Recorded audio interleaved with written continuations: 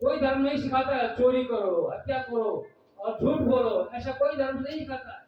सभी अच्छी शिक्षा देते हैं, लेकिन जीवन कौन देता है?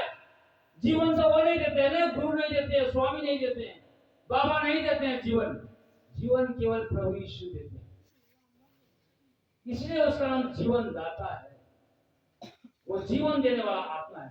Quickening spirit is a life giving spirit as well as quickening spirit that brings spirit, that brings life into your spirit, and your life is transformed.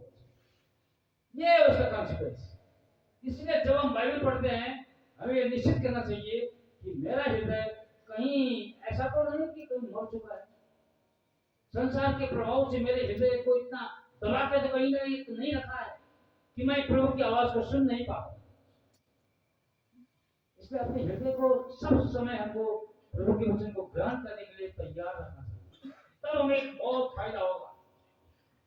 ये मेरा भी छोटा सा अनुभव है। तो आइए आज के विषय में हम जाएंगे।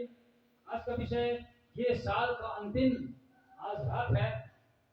अभी संसार के लोगों से हम यदि हम तुलना करें तो एक उदाहरण के तौर पर हम यदि हम बात करें तो संसार के लोग आज के रात किस तरह से मनाते हैं। वो आपके सामने बैठते हैं और आपकी बहनी के सामने बैठ करके शराब पी करके, बोतल सामने है, मुंह में सिगरेट है और हाथ में विस्की ब्रांडी का बोतल है, और इस प्रकार से कई लोग ताश जुए के और चारों ओर बैठे हुए वहां पर समय बिताते हैं। कब एक अंतिम 31 तारीख दिसंबर का रात कब चला जाएगा, और हम उस रात को 31 तारीख के दिसंबर के 12 बजे के रात को हम बिता देंगे, नई साल में प्रवेश करेंगे। पटास फटूस पटाख और पटाखे ये छोड़ते हैं लोग, कितने बम फटकाते हैं वो, कितने पैसे खर्च करते हैं। आप देखिए मोबाइल में भी आता है, कितने विदेशों में इतने धूमधाम से वो अपना नया साल बनाते हैं, इस साल को अंतिम बिता देते हैं और बहुत ही चमक दमक के साथ, शान बान के साथ इतने रुपए पैसे खर्च करके इस साल को बिता देते हैं। लेकिन उनका जीवन देखिए जैसे कि तैसा है, बाहर से चमक दमक उजाला है, भीतर अंधेरा है। बाहर से चीज बहुत ही नाच गान सब कुछ मनोरंजन है, लेकिन भीतर मन में अशांति है। दुख भरे हृदय लेकर लोग विदा देते हैं इस साल को, और दुख भरे हृदय से, जैसे हृदय पहले था, जैसा जीवन पहले था, जैसा मुहार पहले था, उसी प्रकार का जीवन लेकर के वो 2023 साल में प्रवेश करते हैं। कोई फर्क नहीं, नो चेंज। लेकिन हमारे केस में ऐसा नहीं होता भाई और बहन। हम इस साल को इस तरह से बिता देते हैं, प्रभु की उपासना करके। क्या तो हम दो ही काम हम करते हैं। आज की रात हम दो ही हमारा ये अध्याय रहेगा, दो ही हमारा सेवा रहेगा। एक सेवा जो है, यदि आप साल भर यदि प्रभु के साथ में आप चलते फिरते रहे, प्रभु के संपर्क में रहे, प्रभु की संगति में रहे, प्रभु से प्रेम किया, प्रभु के प्रेम की खातिर आपने बहुत उसके लिए बहुत सेवा किया, दुख उठाया, झूठे आरोपों के बीच में आपने दुख सहा, और आपका मुहार जो है कभी अंधेरा नहीं हुआ, आपका मुहार सब समय उजाला हुआ, क्योंकि आपके मन में प्रभु की शांति है, प्रभु का आनंद है। इस प्रकार से आप एक विजेता के रूप में आपने 2022 साल, इस साल को आपने बिताया है। तो निश्चित रूप से आज मैं गारंटी के साथ बोल सकता हूं कि आज आप आएंगे, पश्चाताप नहीं करेंगे आप, लेकिन आप बड़े हर्ष के साथ, आनंद के साथ प्रभु की स्तुति करेंगे और प्रभु की प्रशंसा करेंगे। आप प्रभु ने मुझे साल भर बहुत ही आनंदित रखा, तेरी स्तुति करने का मौका तूने मुझे दिया, इस साल में तूने मुझे जीवन दिया, मेरी आयु को बढ़ाया, एक साल मैं और जी सका, और इस साल भर तेरी सेवा करने का आदर तूने मुझको दिया है। तेरी मंडली में हमको मुझे आने के लिए और तेरी सेवा करने के लिए, तेरे लोगों के साथ मिलकर सेवा करने के लिए तूने मुझे इतना आनंदित रखा, इतना तूने सौभाग्य दिया, इसके लिए तुझे मैं बहुत बहुत धन्यवाद चढ़ाता हूँ। और उसका हृदय हर्ष रूपी आंसू से भरा। लेकिन दूसरी तरफ यदि आप एक हार का जीवन बिताकर आए हैं, 2022 साल तक आपने प्रभु के लिए कुछ नहीं किया, प्रभु के लिए आपके हृदय में थोड़ा सा भी प्रेम नहीं था, प्रभु के लिए आप थोड़ा सा बदनाम नहीं कर सहन कर पाते। अगर किसी ने आपको प्रभु के विषय में कुछ कहा तो आप चुपचाप से मुस्कुरा कर चले गए, आपके मन में जलन पैदा नहीं हुआ, क्योंकि आपके हृदय में प्रभु के प्रति प्रेम नहीं। और आपने जैसा संसार समय बिताता है, संसार के लोग जिस तरह से मनोरंजन से समय बिताता है, फैशन में समय बिताते हैं, कपड़े रखने में समय बिताते हैं और पैसा कमाने में समय बिताते हैं, लोभ करने में समय बिताते हैं, किस तरह से कमाऊं, किस तरह रातों रात में लखपति बन जाऊं, करोड़पति बन जाऊं, लॉटरी का टिकट काट लूं, यही आपके मन में अगर साल भर रहा तो आप निश्चित रूप से मैं कह सकता हूं आप यहाँ पर स्तुति नहीं करेंगे, यहाँ पश्चाताप करेंगे और रो रो कर आपको पश्चाताप करना। इसीलिए मैं एक टाइटल दिया है। आज हम एक अंग्रेजी शब्द इस्तेमाल करते हैं जिसको हम कहते हैं आज वॉच नाइट का सर्विस है। वास्तव में ये वॉच नाइट नहीं है, ये उनके लिए जो आज का जीवन बिताते हैं, जो एक लज्जास्पद जीवन बिताते हैं, गवाही को बिगाड़ के वो जीवन बिताते हैं।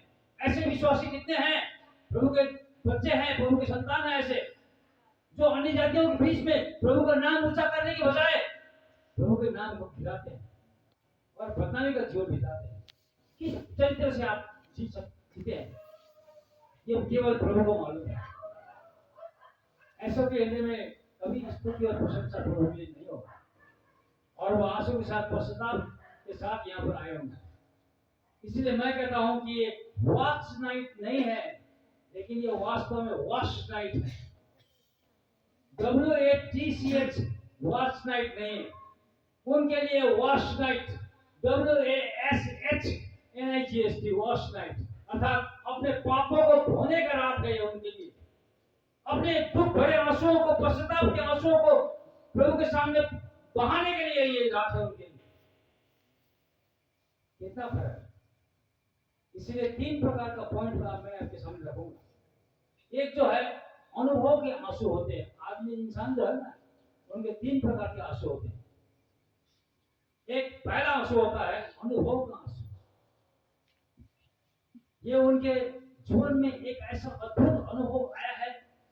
अगर आपके जीवन में, मेरे जीवन में एक ऐसा अद्भुत अनुभव प्रभु लाया है कि हम कहां से कहां पहुंच गए। हम ऐसे पापी दशा में अपने जीवन को बिता रहे थे, मनमानी कर रहे थे, अपने जो मन में आया हम वही करते थे, इतने अनाज्ञाकारी थे, इतने कठोर हृदय वाले थे। हम पाप में अपना जीवन बिताते थे, मौज मस्ती में अपना जीवन बिताते, पार्टी में जीवन बिताते थे और कई प्रकार के कार्यकलापों में हम लोग अपना जीवन बिताते, बर्बाद कर रहे थे, समय बिता रहे थे, समय बर्बाद कर रहे थे। ये नहीं जानते कि हमारा जीवन क्या है, पाप के समान है, पानी के पाप के समान है।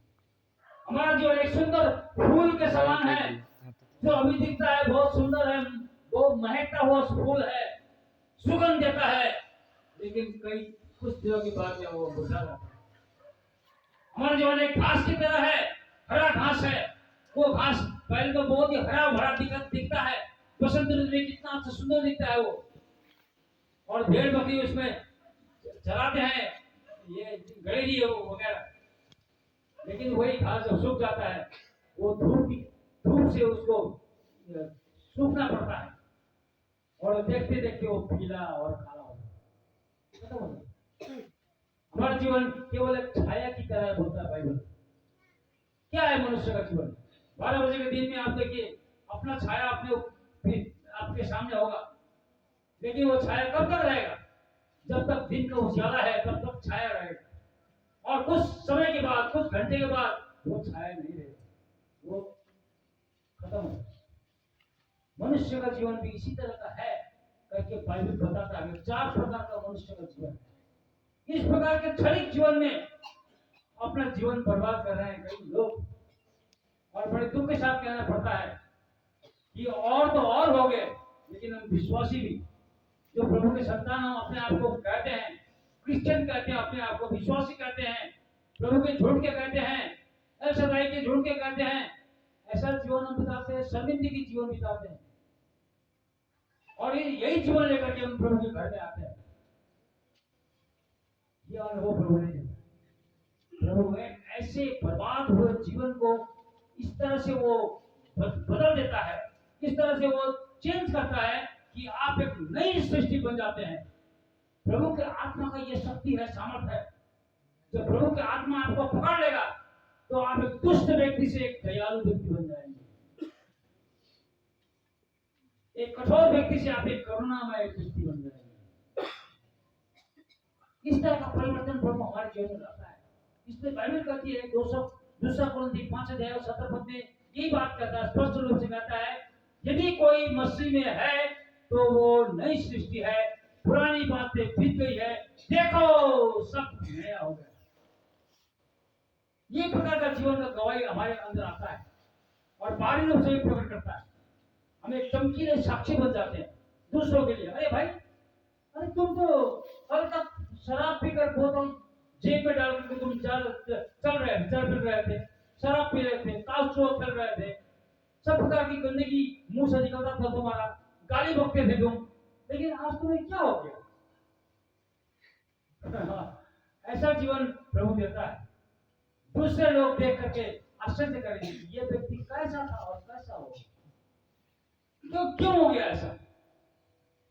उसमें एक राज है, उसने सच्चे ईश्वर को जाना है, अपने मुक्तिदाता को उसने पाया है, और वही मुक्तिदाता का आत्मा जो हमारे अंदर आता है तो परिवर्तन होता है। एक व्यक्ति था, राजा था, जिसका नाम शाऊल था।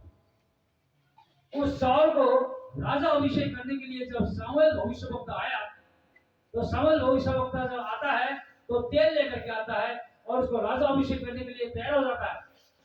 और जब राजा अभिषेक उसको कर चुका होता है, उसके बाद में परमेश्वर का आत्मा शाऊल के ऊपर आ पड़ा, और शाऊल के विषय में लिखता है कि वो एक अलग मनुष्य, एक दूसरा व्यक्ति बन गया। पहले कुछ था लेकिन अब कुछ बन गया। पहले क्या था, अब क्या बन गया। पहला सामुएल 10 अध्याय में ये आपको ये बातें पढ़ने को मिलेगा। वहां पर लिखता है, परमेश्वर का आत्मा शाऊल के ऊपर आया और शाऊल एक दूसरा व्यक्ति के रूप में परिवर्तित हो गया। ये परिवर्तन आपके और मेरे जीवन में प्रभु करता है, लेकिन उसके लिए आपको और मेरे को समर्पण करना होता है। यदि प्रभु के हाथ में अपना हृदय हम देंगे, उनके चरणों में हम पापों का बोझ लेकर के हम गिर पड़ेंगे और उसे पुकारेंगे, उसे दुहाई देंगे, हे परमेश्वर, मैं मुझ पापी पर तू दया कर, मुझ पापी पर तू दया कर, मुझे भी एक नई सृष्टि बना, मेरे जीवन में तू आ, मैं अपना हृदय तेरे लिए खोलता हूँ, मेरे हृदय के अंदर तू आ, मेरे मन में कोई शांति नहीं है, कोई चैन नहीं है, मेरे मन में पाप का निषेध, उधार का निषेध नहीं है, मेरे जीवन को तो बदल दे, ये जीवन मुझे नहीं चाहिए। ऐसा अगर आप हृदय में समर्पण अपने मुंह से निकालेंगे तो निश्चित रूप से आपका उद्धार होगा, पक्का होगा, 100% होगा, 100% होगा। और ये हमारे जीवन में हुआ है। मैंने भी कई साल पहले प्रभु को अपनाया। उस समय मैं ये बच्चों को ट्यूशन पढ़ाता था, और जहां पर मैं ट्यूशन पढ़ाता था वहां पर एक वो डबल एमए किया हुआ एक विश्वासी भाई जी थे, बहुत ही हाई क्वालिफाइड आदमी था वो। और उन्होंने और एक दाजू थे वहां पर, नेपाली दाजू, उसका नाम था आदम कुलाधर, अभी नेपाल में काठमांडू में है वो, अभी ऑस्ट्रेलिया गया हुआ है। और उस भाई जी का जो नाम था, अगुआ जो थे, तो उनका नाम है उमेश्वर प्रसाद, लेकिन अभी वो नहीं है प्रभु के साथ में। ये दोनों ने मिलकर के, मैं उनके बच्चों को ट्यूशन पढ़ाता, और ट्यूशन पढ़ाने के बाद में तुरंत बाद वो मुझे बैठाकर मुझे बाइबल पढ़ाते थे, और उन्होंने सब कुछ बताया मुझको, किस तरह से हमें अपने पापों को स्वीकार करना है, प्रभु को ग्रहण करना है, उन्होंने हमको बताया, और बहुत ही विस्तार पूर्वक उन्होंने बताया। और बाद में मैं कायल होकर के मैंने जब घुटने टेका, और बड़े ही बोझ के साथ में, पहले तो मैं जानता नहीं था किस प्रकार से मैं प्रार्थना करूं, कैसे प्रार्थना किया जाता है, मुझे तो मालूम नहीं भाई जी, कैसे मैं प्रार्थना करूं, मुझे मुंह से नहीं होता है।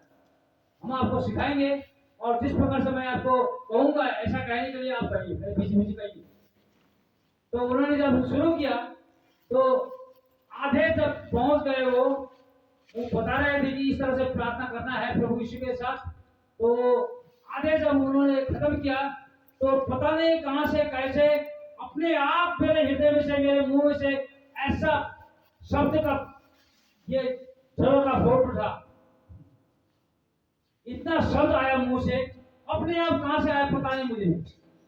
और मैं अपने सारे हृदय का पाप उड़ेने लगा, बाहर निकलने लगा, और मैं कहने लगा मैं पाप से दबा हुआ हूं, मैं पापी हूं, मान लेता हूं, ये सही बात है, आपका वचन सही कहता है, मैं पापी हूं, मेरे पापों के बोझ को तूने उठाया है, अब मुझे भी तो क्षमा कर प्रभु, अपने लहू से मेरे पापों को धो दे, मैं मान लेता हूं।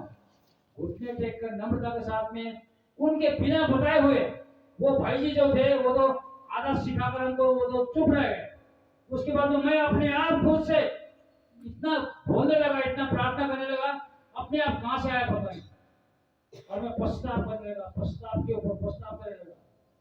इस प्रकार से मैंने जब आंसुओं के साथ में पछताव किया तो मुझे बाद में प्रार्थना अंत करने के बाद में ऐसा अनुभव हुआ कि मेरे ऊपर से, मेरे कंधे में से बहुत बड़ा बोझ हट गया, इतना भार लुढ़क गया, बस इतना हल्का महसूस हुआ। सच बात आपको बता रहा हूं, और उस दिन से मेरा जीवन परिवर्तन हुआ। यदि भी बीच में बहुत सारे गड़बड़ हुआ, कमजोरता दुर्बलता प्रकट हुआ, लेकिन प्रभु ने आज तक हमको संभाला, और इस प्रकार से प्रभु छोड़ता नहीं है। एक बार प्रभु अपना लहू खर्च कर देता है, किसी को बचा लेता है, तो उसके हृदय में पवित्र आत्मा का छाप देता है, जिस तरह से सौल हो गया। और पवित्र आत्मा का छाप पाने के कारण वो प्रभु से दूर जा सकता है, लेकिन प्रभु उससे दूर नहीं जाता, प्रभु उसको उठा लेता है। मैंने काउंट किया, मैंने गिनती की है कि विशेष प्रकार से मैं 7 बार मैं आत्मिकी जीवन में गिरा हुआ, 7 बार मैं गिरा। ये मैं अपनी साक्षी आपको बता रहा हूं, आज मौका मिला मुझको, अचानक ही प्रभु ने मुझको यह अगुवाई किया। तो खास अवसर पर मैं 7 बार प्रभु से दूर गया, और कितनी इस प्रकार के कितनी समस्या मेरे जीवन में आया, और मैं उसको काउंट करने के बाद में मुझे पता चला कि मैं 7 बार कम से कम इतना भयंकर रूप से प्रभु से मैं अलग हो, प्रभु से मैं दूर हो। लेकिन बाद में जाकर के मुझको पता चला कि प्रभु हमें कभी नहीं छोड़ता है, जो अपना है उसका अपना लहू खर्च किया है, उसको किसी न किसी तरह से वो वापस लाएगा। और मैंने इसके लिए, इसके प्रमाण के लिए एक वचन भी पाया, नीति वचन। जब मैं पढ़ रहा था उस समय नीति वचन में से प्रभु मुझसे बातें किया, वहां पर लिखा है, धर्मी जन 7 बार गिरे तो भी प्रभु उसको संभालता है, और वो दुष्टता में नहीं गिरेगा। ये वचन मैंने पाया, नीति वचन में ये सुंदर पद है। इस प्रकार से प्रभु नहीं छोड़ता, अपना हृदय प्रभु को देंगे तो प्रभु अवश्य हमारे जीवन को परिवर्तन करेगा। और ये अनुभव के साथ में प्रभु के पीछे पीछे आपको चलने का एक बहुत ही बड़ा साहस मिलता है।